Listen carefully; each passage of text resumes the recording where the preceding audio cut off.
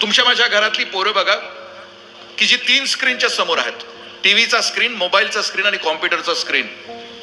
तपासा. मी आणखीन आपल्याला एक लेख वाचण्याला विनंती करेल. आत्ताच्या शनिवारचा लोकरंगचा, पाठीमागच्या शनिवारचा लोकरंगचा लेख वाचा. एका मुख्याध्यापिकेने लिहिलेला आहे, 6वी 7वीच्या हातात मोबाईल पडलेल्या मुलांच्या आणि मुलींच्या कहाण्या, खूप उदाहरणं दिलेली आहेत. अनेक दृष्टीनं मानसिक दृष्ट्या उद्ध्वस्त झालेल्या मुलांची उदाहरणं त्या संपूर्ण लेखामध्ये आहेत. 3 स्क्रीनच्या समोर तुमचा माझा पोरगा आहे. आई वडिलांचं लक्ष नाही त्याच्याकडं. त्याच्यासाठी त्यांनी शेवटचा उपाय सांगितलं की आई वडिलांनी मोबाईल समजून घ्यावा, शिकावा आणि दिवसातनं एकदा अर्धा तास आपल्या बाळाबरोबर, आपल्या मुलीबरोबर बसून मोबाईल मध्ये त्याचं काय चाललंय खूप गमतीनं आणि प्रेमाने त्याच्याशी शेअर करावा, असं त्याचा शेवटचा उपाय सांगितला. 3 स्क्रीनच्या समोर असलेल्या मुलांचं आयुष्य म्हणजे त्यांचं आरोग्य संपत चाललं असं म्हटलं. एकदा गमतीनं पुण्याच्या बालगंधर्व मध्ये अभयभंग सरांचं जे व्याख्यान होतं, त्या व्याख्यानामध्ये ते असं म्हणत होते की आम्ही मुलं इतकी कमकुवत आरोग्याच्या दृष्टीनं करून टाकलेली आहेत की जी मुलं स्क्रीनच्या वर आहेत, स्क्रीनच्या बरोबर आहेत, ही भविष्यात कशी ओळखता येतील. भविष्यामध्ये जगबुडी आली, मोठे मातीचे ढिगारे माणसांच्या मड्यावर साचले आणि ढिगारे बाजूला काढले जातील 1000 वर्षानंतर. आणि ज्यावेळेला ह्या कोवळ्या पोरांची हाडं तपासली जातील, त्या पोरांच्या हाडातले अंगठ्याचं आणि हे बोट ज्यावेळेला बळकट दिसेल, समजून चालायचं की ही कार्टी मोबाईलच्या समोर होती. आता इथं असताना सुद्धा काही मोबाईल किती ऍडिक्ट आहेत बघा. एवढी मोठी 50 वर्षाच्या वरची माणसं सुद्धा मोबाईलवर काय चाललंय माहित नाही, विसरायलाच तयार नाहीत. इतके आम्ही त्याच्यावर ऍडिक्ट झालेलो आहोत. जर आई बाबा एवढा ऍडिक्ट असेल तर कार्ट कसं असणार? तसंच असतं. कारण असं म्हटलं जातं की जसा आईने जसा बाबा, त्याचं नेमकं अनुकरण आपलं पोरग करत असतं. उदाहरणार्थ आम्ही सरकारी अधिकारी असतो, अनुकरण घरात लेकरू कसं करत असतं. आम्ही सरकारी अधिकारी, आम्हाला शिव्या द्यायचा खूप शौक असतो. जेवढा जास्त शिवराळा अधिकारी तेवढा जास्त प्रभावी अधिकारी. मी आता भच्या बाराखडीची कुठलीच शिवी वापरत नाही. समजा गाढवा नावाची मी शिवी वापरतोय. मी एक दिवशी रविवारी घरामध्ये आहे आणि माझ्या पोरानं नेमकी ती शिवी उच्चारली, त्याला स्वतःकडे घेतली गाढवा नावाची. त्याला गाढवा शब्दाचा अर्थही माहित नाही आणि तो कधीतरी एसटीने त्यानं प्रवास केलेला आहे आणि प्रवास करत असताना त्याची गाडी सुरू झाली आणि त्याचा संवाद सुरू आहे. त्याचा तोच खेळतोय, टिंग टिंग. ज्या गाढवाला गाडीत बसायचंय त्यानं बसा, ज्या गाढवाला गाडीत बसायचंय त्यानं बसा, ज्या गाढवाला उतरायचंय त्यानं उतरा. मनसर आलं, ज्या गाढवाला बसायचंय त्यानं बसा, ज्या गाढवाला उतरायचंय त्यानं उतर. बापाच्या लक्षात येते, कार्ट शिवी देते. बाप जाते पोराला 10-15 मिनिटं मारते, कार्ट्या शिवी देते. मारून झाल्यानंतर बाप पुन्हा आपल्या खुर्चीवर बसते. मुलं लहान खूप निरागस असतात, लगेच विसरतात, चटकन विसरतात. त्याची पुन्हा एसटी चालू होते. तरुण माणसं विसरत नाहीत. नवरा बायकोच्या भांडणामध्ये 8-8, 9-9 दिवस मौन चालू असतं.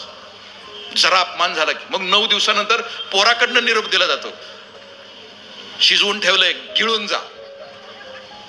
हे आपापले अनुभव असतात.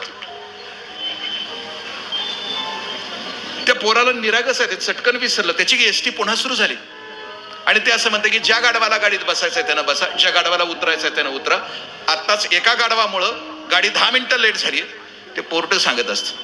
म्हणजे बापाचं नेमकं हुबेहूब अनुकरण उच्चारासहित आपली पुढची पिढी करत असते. सकाळचा संस्कार ती आई करत होती, ते शरीर विकसित व्हावं, दीर्घायुष्य व्हावं. दुसरा संस्कार ती आई जेवताना करायची. जेवताना ती सांगायची की बाळा, तुझ्या ताटातला प्रत्येक पदार्थ तुला निसर्गानं दिलाय, नमस्कार कर म्हणून सांगायची. अन्नपूर्णे सदापूर्णे शंकर प्राण वल्लभे ज्ञान वैराग्य सिद्ध्यर्थम. बाळा, तू अन्न खातोस ना, तुझ्या आयुष्यामध्ये तुला ज्ञान प्राप्त व्हावं, वैराग्याची प्राप्ती तुला व्हावी म्हणून तू अन्न खातोस. जेवताना ती आई दुसरा संस्कार करायची. एखाद्या आईला आपलं बाळ जर देशभक्त करायचं असेल तर ती आई म्हणायची, मुखी घास घेता करावा विचार, कशासाठी हे अन्न मी सेवनार, घडो माझी हातून देश सेवा, म्हणून मला मिळावी शक्ती देवा. आई दुसरा संस्कार जेवताना करायची की बाळा, 2 घास कमी खा म्हणायची. या देशामध्ये 20 कोट घरामध्ये 2 वेळेला चूल नाहीये पेटत. या देशामध्ये दिवाळीच्या सणाच्या दिवशी कित्येक घरामधली लेकरं उपवासी असतात. तुमच्या माझ्या घरातली लेकरं ज्यावेळेला मिठाई खात असतात त्यावेळेला त्या घरातली पोरं उपवाशी असतात. तुमच्या माझ्या घरातली पोरं ज्यावेळेला फटाकड्या वाजवत असतात त्या घरातली पोरं गुपचूप आपल्या झोपडीमध्ये बसून असतात. ही आई जेवताना जो संस्कार करत होती ती म्हणायची की बाळा 2 घास कमी खा, कारण गावातल्या त्या झोपडीमध्ये चूल नाहीये पेटलेली. बाळा तू 2 घास कमी खाल्ले तर त्या लेकराच्या मुखामध्ये 2 घास जातील. ही आई त्या लेकराला जेवताना संस्कार करायची. एकाच वेळेला वेष्टीचं समष्टी आणि समष्टीचं सृष्टीशी नातं जोडायची. ते इतकं व्यापक आणि विशाल घरामध्ये देखणं. संध्याकाळ व्हायची आणि संध्याकाळ झाल्यानंतर त्या घरामध्ये निरंजन लागलं जायचं. मी ज्या घरात जन्माला आलो 70 माणसाचं कुटुंब. मला अजून आठवते की माझ्या घरामध्ये अजून प्रार्थना त्यावेळेला म्हटली जायची. संध्याकाळी 6 वाजले की अख्खं घर 3 पिढ्या त्या तुळशीच्या समोर निरंजन लावलेलं असायचं आणि प्रार्थना सुरू व्हायची. जितक्या निष्ठेनं 8:30 वाजता तुला पहातेला आम्ही बघतो ना, तितक्याच निष्ठेनं आमच्या घरामध्ये ती निरंजन लागलेली असायची. मग प्रार्थना सुरू व्हायची. त्या प्रार्थनेमधली एक शेवटची प्रार्थना असायची. दिव्या दिव्या दीपत्कार, कानी कुंडल मोतीहार, दिवा जळू दे सारी रात, घरातली पीडा बाहेर जाऊ दे, बाहेरची लक्ष्मी घरात येऊ दे आणि घरच्या धन्याला उदंड आयुष्य लाभू दे. ही प्रार्थना ज्या वेळेला ऐकायचो मी लहानपणी त्यावेळेला का म्हटली जात असावी? घरातली पीडा बाहेर जाऊ दे, बाहेरची लक्ष्मी घरात येऊ दे आणि घरच्या धन्याला उदंड आयुष्य लाभू दे, ही प्रार्थना का म्हटली जात असावी? मी त्यावेळेला विचार नाही केला. पण गेल्या 25-30 वर्षामध्ये व्यसनमुक्तीचं काम करत असताना मग लक्षात येतं की 30-35 वर्षाची पोरं व्यसनाच्या अधीन होऊन ज्या वेळेला जग सोडून निघून जातात, पाठीमागं संसार अर्धवट सोडून जातात, त्यावेळेला लक्षात येतं की त्या प्रार्थनेचं मोल संध्याकाळच्या त्या प्रार्थनेमध्ये ती घरधनीन आपल्या पोराच्या तोंडातून घरधण्याला संदेश द्यायची की हे घरधण्या नीट वाग, नको व्यसनाच्या आहारी जाऊ. एकदा संसार घेतलायच ना करायचं, पोराबाळांना जन्माला घातलेच ना, हे घरधण्या नको व्यसनाच्या आहारी नको जाऊ. कारण व्यसनाच्या आहारी जाऊन जर तू मेलास मध्येच, भातुकलीच्या खेळातला राजा निघून गेल्यानंतर राणीला पाठीमागं संसार करताना काय त्रास होतो तुला कुठं माहितीये? ती घरधनीन आपल्या पोराच्या तोंडातून आपल्या घरधण्याला पोराच्या मुखातून संदेश द्यायची की नीट वाग. एकदा स्वीकारलायस ना संसार तर सांभाळून. त्या प्रार्थनेतून तो संदेश जायचा.